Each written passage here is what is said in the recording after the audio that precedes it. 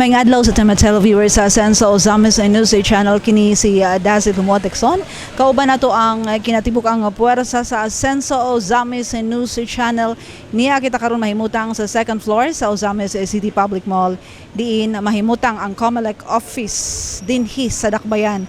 Oktubre 8, 2024 katapusang adlaw sa filing sa COCs para sa to ang mga local candidates dinhi sa Dakbayan. And of course, excited ang tanan giatangan nato kung unsay mga kalambuan. So niata di karon kauban si Leoncio Medallo, si Bernal Tacson, Kim Tangaro, June Purgatorio, si Ares Carpio o kauban pa nato sa AONC nga nagbantay kauban sa mga local media sa mga developments. Giatangan nato ang pag-abot nila ni Mayor Indy, ni Kong Ando, and of course ang whole team Senso Ozamis. So it's actually a wait and see situation kay maski kami dinhi sa AONC wala pa'y kalibutan, wala pa'y kasayuran kung kinsa ang mopadayon sa pagdala sa renda sa Dakbayan. But of course, kitang tanan dinhi sa Ozamis kinahanglan nga magbantay, kinahanglan nga magmatkon kay ang atong pagpili sa atong mga local leaders dinhi nakadepende ang pag-asenso sa Dakbayan. Of course, nini coverage sa AONC sa last day of filing sa COCs para sa itong mga local candidates dinhi sa Ozamis. Naka-istorya sab sa itong kauban si Bernal Tacson sa Misamis Observer ng AONC, si Attorney Jacqueline o Roslyn Smith ang ato ang COMELEC officer nga mihatag katog updates, mga kalambuan kung unsay angay bantayan niini nga ipahigayon nga elections 2025, and of course update usab sa mga midagan magpapili pagka lokal nga opisyal sa Dakbayan. So atangi kami dinhi sa Senso Ozamis News Channel as we bring you the latest sa atuang elections 2025. Ngayon kayo na itong ma-interview si COMELEC Officer Attorney Roslyn Hagonia Smith. Ma'am, good morning. Good morning og may udto na siguro ron no. So, kumusta nga itong last day of filing karon no, Pizza 8? Tinuod na ang ato ang filing of certificate of candidacy nagsugod atong October 1 ug matapos ta karong adlaw October 8 taman alas 5 sa hapon. Alas 5 sa hapon yun. Pero if ever kung dunay mo apas, say may tabuan ako makapasig alas 5. Ang atong rules nag-ingon nga kung dunay pay mga interesado nga mo file karong adlaw even after 5 o'clock sa hapon, andam gihapon kita nga mo abi-abi nila no, mo allow sa ilang pag-file provided ato maning kuhaon ang ilang mga ngalan, and then naman ta aning mga 30 meters rule no nga we follow nga within vicinity ng opisina pwede gyapon sila maka-file sa ilahang certificate of candidacy. So far gikan na to pagsugod na to itong miyaging unang adlaw na to sa pagkuhan. Pila na kabuk naka-file diri sa to ang syudad para sa mo kandidato sa 2025 election? Well, sugod ato October 1 kaganina pag yun adunay ni file og certificate of candidacy for mayor og for vice mayor. So duha sila kabuok nga nag-file. About sa councilors wala pa po? Wala pa po sa ato ang mga councilors nga interesado mo file. Isa man to silang mga notable persons sa Ozamis, sa mga iladong mga politiko?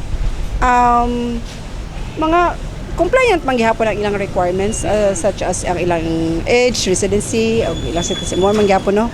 Compliant man sila pero dili man pud kaayo gid ingon na kanang noted sila nga mga kandidato. Sabto sa mga suki na nga tigdagan og kanang kung dunay election sa mga election na narabato sila permanente. Naman mo?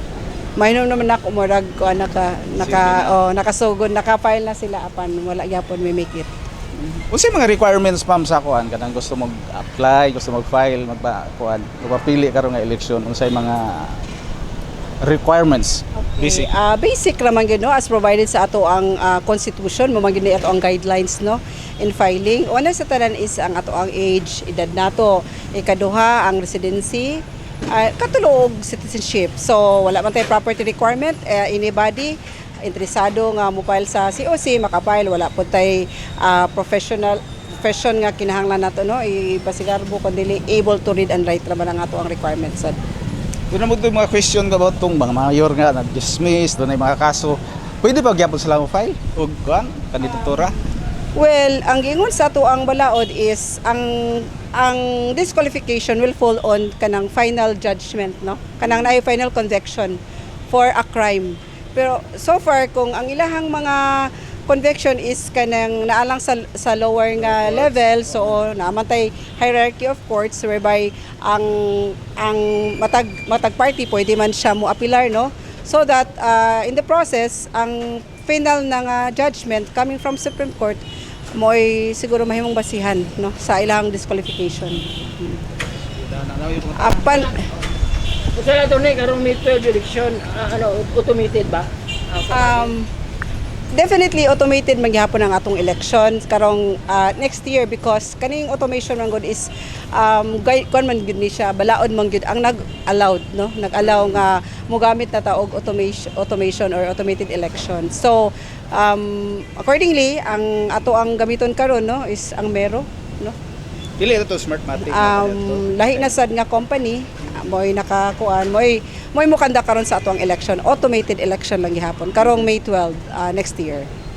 So far pila ka tong registered voter sa Osamis, increase ba siya o decrease? Ang ato ang registered voters as of today karon non aduna tay 98,500. And then aduna kay tay aplikante nga pending approval karong ARB hearing nato nga 3,892. So just in case adunay approval mo abot na ta og 100,000 pod more or less. Kasi reason nga na sila pending approval. Matag aplikante manggod sa for registration, transfer or any ilahang gusto nga mahitabo sa ilahang status dinhi sa atong Commission on Election, aduna pa may ginakandak og election registration board hearing. So dili automatic nga pag magparehistro ka sa atong opisina diretso dayon na siya nga ma-approve. Aduna tay hearing i-conduct, composed ni siya sa election officer as the chairman, and then ang ato ang members is also na ang ato ang Department of Education, ang superintendent ug ato asang city civil registrar. Kani nga tulo nga mga composition no mooni mag-deliberate, mag-examine no, sa mga application, and if ever adunay mga petition whereby nag-question sa ilahang application, ato ang ginapatawag ang ato ang mga aplikante niyan, so that everybody is afforded the opportunity para to present their side to approve why they are to be approved sa ilahang mga different application. Prior sa itong interview attorney, doon ay misro dire sa opisina, doon ay nangutanak kung pwede pa ba siya magpa-register. Okay pa ba? Ang atong registration is until September 30 lang. So that this time we focus on filing sa COC. Nganong adunay deadline ang ato ang registration up to September 30 lang, because kani manggod nga mga listing nato no sa ato ang registered voter is i-undergo pa ni siya og process na sad ipadala sa ato ang Manila Main Office, and then so that in time for election maayo na ang plaster sa ato ang voters list dinhi sa Osamis City. Doon na po yung pangatana, ikaw doon, wala na. Sige, wala na yung pangatana. Imuhan lang yung message sa itong mga kandidato nga. Karon, basog doon na pa interesado mo ari dire. Doon na kayo minsay para sila ha? Karon ang atong last day sa pag-file sa Certificate of Candidacy. So, ang katong mga interesado kay kuan man ni no, katungod man ni sa matag rehistradong botante sa Osamis City, ang opisina sa Comelec is open until 5 o'clock para mag-file sila sa Certificate of Candidacy. Okay. Salamat kay attorney ha. Thank you. Okay. Ato na interview na si Attorney Roslyn Hagunyas Met, ang atong Comelec officer sa Dakbayan sa Osamis.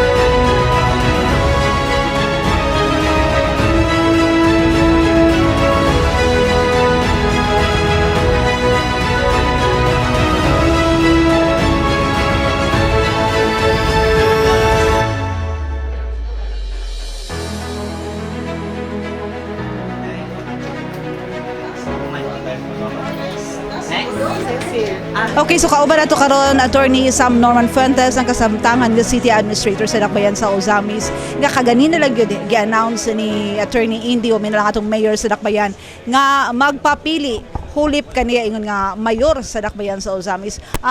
Attorney Sam, as early as now mo tawag namin nimo nga mayor because we know nga mudaog yun and mapadayon ang pag-asenso sa Ozamis. This is a big surprise actually for Ozamis. So we're expecting nga mudagan padayon si Mayor Indy. Ingon nga kahulip ni Mayor Indy who's done so much for the city. Unsay mapaabot sa mga Ozamis nun nga ikaw na ang mudala sa renda sa Dakbayan para sa tuong vision or goal nga padayon asenso Ozamis. Una sa tanan no kay mura mag daghan ang imong gipangutana no. Una sa tanan magpasalamat ko ni Mayor Indy pag-asabto nato sakripisyo ni sa iyang kabahin. Kay siya mugawas good dili siya magpa-re-elect no. Dayon magpadayon siya na siya tulubagon nga ginaauhag pod sa Asenso Pinoy. Mo na iyang pagkasundon. Ikaduha sa imong ginaingon nga nakuratan. It came as a surprise. Daghan ta ana nga nakuratan. Pero sama sa ako pipila ka tuig na no, sa 5 ka tuig, nagasilbi ko isip inyong administrador sa syudad. Kung unsay gusto nga padapat sa ato ang mayor, ato lang kanang ginasunod. Karon ginatagaan ta nilag higayon, buhi raman siguro tanan po ang atong plataporma, ang ato ang programa, unsa nang ginabuhat karon sa Asenso Pinoy, sa Asenso Ozamis team. Akong ipasalig nga mao ramang gihapon na ang atong katuyuan nga mapadayon ka na o pangitaan na lunas nga mas mapadaghan pa nato. Kaya ang katuyuan gyud ang kaayuhan sa katibuk-an sa ato ang lungsod sa Ozamis. Ha? So dunay masusi nga consultation no. So pero sa ala ni nagsugod ang consultation nga na-desisyonan nga ikaw may kanang butanga sir murag igo na lang kung gipahibalo sir. Og ako pero ang ako lang unta nagawhag lang pud ko sa tanan no nga ayaw dili angay mabalaka kay unsa man gani itong programa nga gipalapat na sa atong administrasyon no gasugod ta karon sa unag yung murag nabatian gyud siguro nga kuan kining sa ato ang pagtabang sa mga dunay na ospital, dunay pagkuan sa tambal, pagkulang sa tambal, kanang sa namatyan, daghan mang mga ubang lungsod nga gahatag ang nagprograma. Pero ang kaning atua sa Asenso Ozamis, ang pagpabayad sa hospital o ang pagkanang sa free medication, dako kay na nga wala na dapat sa uban. Ikaduha ang ato ang paningkamot sa quality education.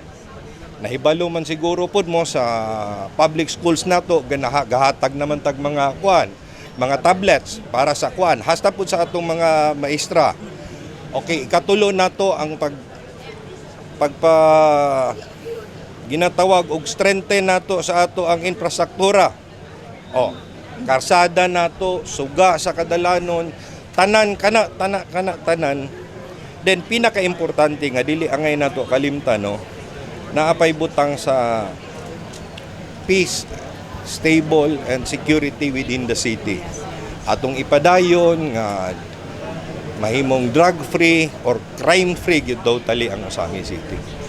So mao naman kana na buhi man ang mga programa ato ra kanang ipadayon. Mayor, dili na nako yes, pagkatas. sir, kung pasabot dili bago nimo ang pagtrabaho sa LGU no kay kabahin mga isip city administrator. Duna na pud tay gamay experience. Dili pud nako akuhon tanan. Duna lay gamay nga experience. So ako naningkamo makuan lang ko nang hinaot gani pud ko sa atong konseho karon kay sila man puy kinahanglan nga magbarog pud nato Yan ang butang. Ha? Attorney ko, ano na mo imong message? Kaya of course, sa post ni Mayor Indy, thorough consultation with the family and the political party. So, unsa imong gibati nga ikaw gisaligan nila nga mo imo bulib sa imong untad ako nga responsibilidad nga gidalakan ni former Mayor Ando and then si Mayor Indy nga ikaw gilang gitahasan ng kapulis sila pwesto. Kana murag dala kakuyaw gyud. Dala kakuyaw og kahadlok. Mao na ako nang hinaot lang ko nga dili na ako mapakyas kung unsa ang ilang pagsalig. Dili rapod kay sa ilaha sa katibukan yun sa ato ang tanan o sa misno. Ha? Di na lang nako ta sa paason pod kay. Okay, so Napay Imo na lang mensahe sa tanan. No, the parting message na lang. so para sa tanan nato nga usa misnon magkahiusa ta atong kanunayon paghihapon ang pagpadayon sa Asenso Ozamis team. Sa assurance nga ang pakibatok sa kriminalidad naagyapon sa imong panahon. Magpabilin ka. Magpabiling kanunay. Sige. Thank you. Okay, sa daghang salamat. Okay, daghang so Okay, kauban usab nato nag-file na as representative sa distrito sa Misamis Occidental karon nag-file ang atong city administrator Attorney Sam Norman Fuentes dinhi karon si Kong Ando naghatag pud siyang suporta Kong maing adlaw imong mensahe sa mga Osamisnon with this big surprise nga makaingutang medyo nakulatan but a pleasant surprise for Osamisnons nga ang atong former city administrator ang atong city administrator midagan karon mopuli gikan sa imong posisyon nga gihawiran kanhi and now si mayor magpapili si Attorney Sam ingon nga city mayor sa Ozamis. Yes, maayong adlaw sa tanang atong mga amigo sa media, sa tanang mga tagasunod, sa atong mga social media and local media channels, sa tanang mga Misamisnon, Ozamisnon, Segundo Distrito, maayong adlaw. Anyata karon no, to give our full support to the candidacy of our city administrator, Attorney Sam Norman Go Fuentes, for the position of city mayor. No, sa among meeting kaganina uban ni Governor Henry, ni Mayor Indy ug ato ni Vice Mayor Bibi ug sa ato ang pulo ka mga konsehales no among gipaabot kanila na we will not endorse anyone who is not qualified bisan pa og naay some sort of small amount of disqualification, we will not endorse him. But si Attorney Sam fits the right criteria, is in fact he is more than capable, more than able to continue to maintain the pace that the city is growing now. No, maobitaw nga sa atuang permerong pagkampanya ni ining Asenso Ozamis administration, ang atong battle cry is Asenso Ozamis. Unsay bot pasabot Asenso, progress, improvement, 'di ba? Mo asenso, mo saka. And ato nang nabuhat proudly in the first 3 years of our administration from 2019 to 2022. So during the time when we campaigned for the 2022 local elections under the leadership of then Attorney Indy Waminal mayoralty candidate, ang ato ang campaign cry was Padayon Asenso Ozamis. No, og nakita naman nato, I do not need to elaborate, I do not need to say one by one what the good mayor has done in the last 3 years together with the whole team of Padayon Asenso Ozamis. No, karon atong napadayon, the important thing to do right now is to maintain, to make it forever. And it does not mean nga forever na tang ingon ani. Ang both pasabot kanunay, as you see in our t-shirt, kanunay Asenso Ozamis. Both pasabot kanunay mag-asenso, kanunay forever mag-asenso, mag-improve. No, so that is the battle cry now, and we are very much confident, and we assure you, no, kung unsa yung nakita under in the last 6 years of the Asenso Ozamis and Padayon Asenso Ozamis administration, we assure you that under the leadership, under the stewardship of our incoming mayor, Attorney Sam Norman Go Fuentes, with the same team, Vice Mayor Bibi Neri and our 10 councilors, no, padayon nga paspas ang pag-asenso sa atoang dakbayan. Karon moing hisgot ag asenso, ang meaning sa asenso dinhi sa probinsya dili lang kay progress, but it also means free services, hospitalization expenses, burial expenses, better roads, more buildings, more businesses. Nadungog ninyo sa gipahigayon nga State of the Province address ato ang mahal nga Governor Henry. Sa tulo ka syudad lang, more than 3,000 new businesses in the last 3 years. So that is asenso. Dinhi sa ato ang probinsya, asenso has a real meaning. No? So importante nga mapadayon mahimong kanunay ang atong pag-asenso. And under the leadership of our incoming Mayor Attorney Sam Norman Fuentes, siguradong padayon ang pagkanunay sa pag-asenso sa atong dakbayan. O dili lang sa atong dakbayan, apil na sa ato ang distrito ug sa ato ang tibuok probinsya. Kung pasabot ang pag-file ni Mayor ND sa COC diya sa as mayor, dugang kalabuan ba ni sa ato sa probinsya sa Misamis Occidental? Yes, of course, no. Mayor Indy, no, will still be serving the people, no.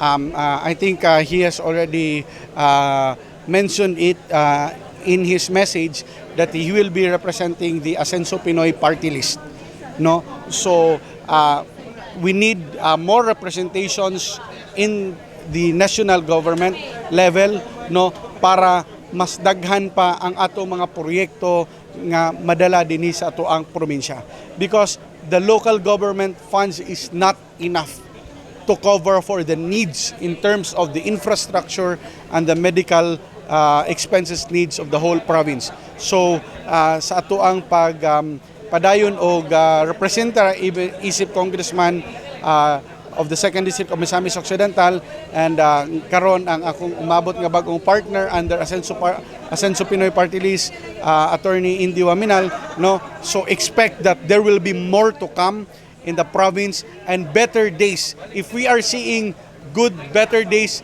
way better days are ahead for the province of Misamis Occidental. Kung dunay consultation ninyo na decision. For that, no, I will leave it to Mayor Indy to answer those questions.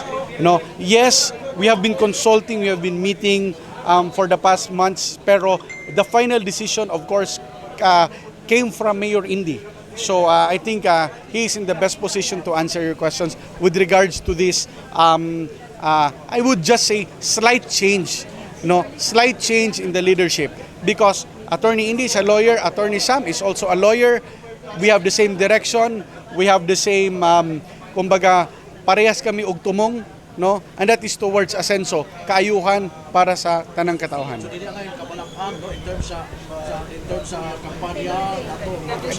Definitely, no. Nakita naman ninyo kung unsa mosaad ang Team Asenso sukad pa sa panahon ni then Congressman Henry Waminal 2013. Atog yung gipaningkamutan, tanan natong mga saad matuman. All promises will be realized and will become a reality. And we give you our 101% assurance that under Attorney Sam Norman Fuentes, Ozami City is also in the best of hands. Last message na lang nimo kung under Attorney Sam's kanunay ang padayon. Yes, that is our promise and that is what we are gonna do. Kanunay Asenso Ozamis under Attorney Sam Norman Fuentes, our incoming city mayor. Daghang salamat.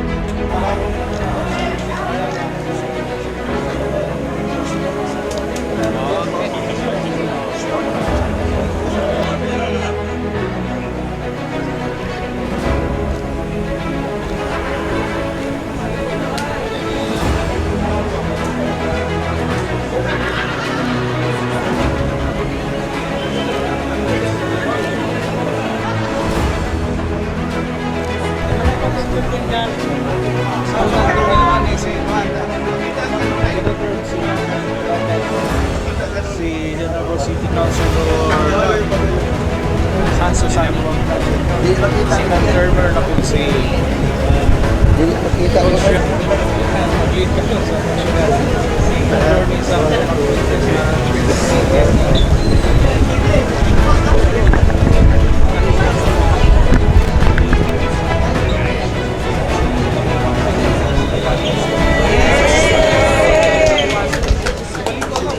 Okay, so quick statement. Mayor Indy, it came as a shock, although we'll say nga pleasant surprise for the Ozamisnons nga dili na ka magpa-re-elect as city mayor, pero unsay mga plano aside from Ozamis? Yeah, so good afternoon everyone. No? First and foremost, I want to assure the people of Osamis that you are in good hands. The city council with Vice Mayor Bibineri and all the councilors, they will still be part of the team. They will be working hard provide appropriate legislative measures para sa atuang syudad, and they will have a strong partner and equally capable mayor in the manning the executive department in the form of our city administrator now, who will be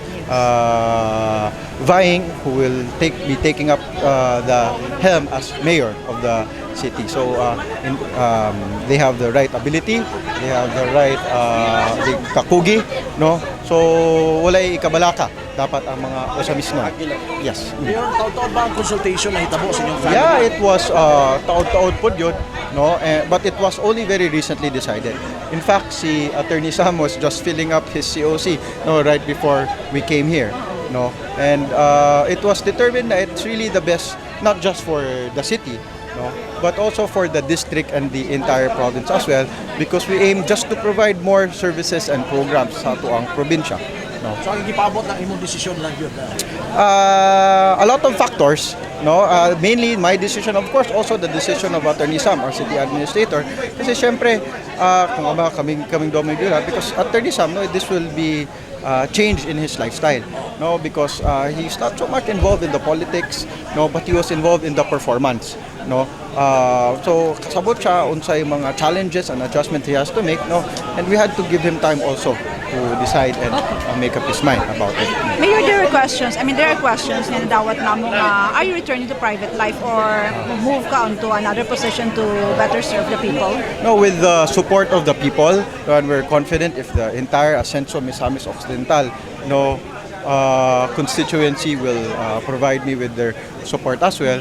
We are also vying to serve as an additional representative for the province of Misamis Occidental through the party list group of our local political party. We have Ascenso Pinoy right here. Muni ang atuang local political party na where ang mga elected officials of Ascenso Misamis Occidental are a part of. And as our local political party, nga ang atuang mong duha ka congressmen, they are part of Lakas and NP. Si Kong Ando sa Lakas and si Kong Jason sa NP. So since they are not part of our local political party, our local political party is entitled through additional representation through the party list group. So muna ingon ko, with the support of the entire Ascenso Misamis Occidental constituency, I will be able to continue serving now not just the city of Osamis, but as well as the entire district and the entire province as well, and even outside the province, because our target na to is not just Ascenso Misamis Occidental, but Ascenso bawat Pilipino through Ascenso Pinoy. Yes, so that's what we aim for, definitely, because karon nakita na natong kalambuan with 2 congressmen. How much more if tulo ang atoang congressman na mahatag sa Misamis Occidental? With the support of the people, of course. Yeah. Okay, so message nila mo for the Ozamisons nga medyo na surprise, but of course still very happy nga it's Attorney Sam taking over. Yes, so I already gave you my assurance earlier nga dili mo angay mabalaka. I just want to call on your support, for the Kanunay Ascenso Osamis administration, which will now be led by Attorney Sam, and I also ask for your support for our Ascenso Misamis Occidental leaders and our Ascenso Pinoy party list, so that we will be able to add to the programs that are currently being enjoyed by Misamis Nons right now. Thank you, Mayor. Thank you very much.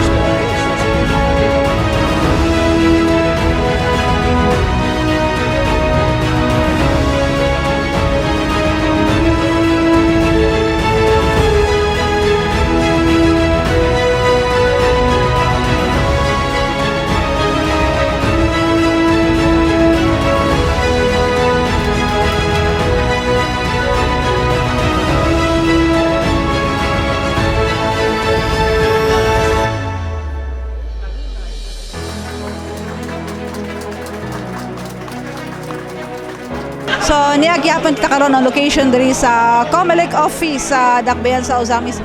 Din gi-cover nato ang pag-file sa COC sa mga official candidates sa Team Asenso Ozamis, of course under the Asenso Pinoy nga party.